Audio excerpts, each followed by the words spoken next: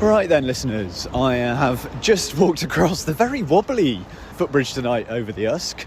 I'm not sure it's used to having that many people walking across it, so it was swaying a little bit this evening. It all felt like we'd maybe had a few more jars than we had expected to. But anyway, yes, Newport County won, AS Roma 4.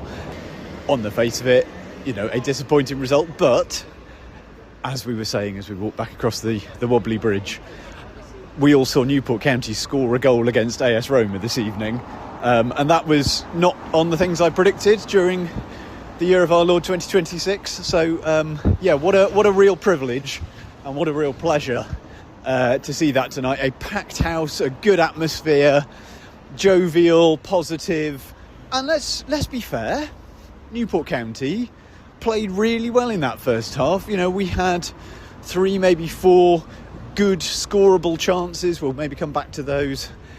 We shipped a goal because Kieran Brennan took his eye off the ball for a moment. Then Roma take the lead, and then it starts to get away from you. But never mind the result. That was a real occasion. It was a real nice moment, not just for the fans but for the city. I think town was buzzing beforehand. There were a good number of Italians out and about sampling Newport, drinking in the Merinja, drinking in Le Pub. I hope they all had a fabulous evening. They go back to Rome and tell everyone about the wonders of Newport. So that was great fun. Really enjoyed it, and I think the city did itself proud tonight. So let's start with that. As for the game itself, let's not overanalyse it. We talked about the first goal, the second goal, a soft penalty that if you'd seen it given in the 4th division, you'd be howling.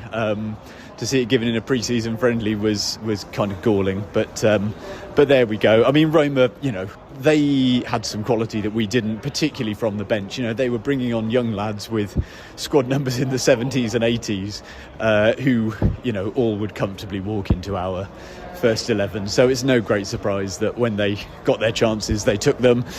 In contrast, the one thing you can say, we worked really well to create the chances we did, but if there was a worry that you took away from tonight, it's that even with the recruitment of the likes of Doige and Shaq, players who on paper should know how to score goals, we created chances but didn't put them away. And is our refrain again this season going to be, if only we'd taken the chances, we might have got something out of that? You don't want to be having another season walking away from Rodney Parade saying that. So that's maybe a worry.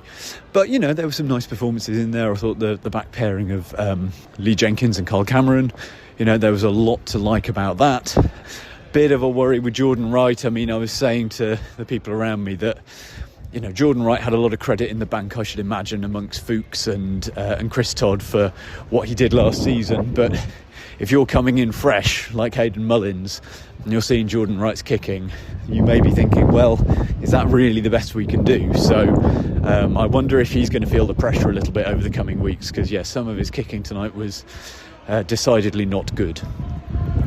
Other than that, Harrison Biggins, I think, stood out for me. I thought he did well. Liked the look of trialist A.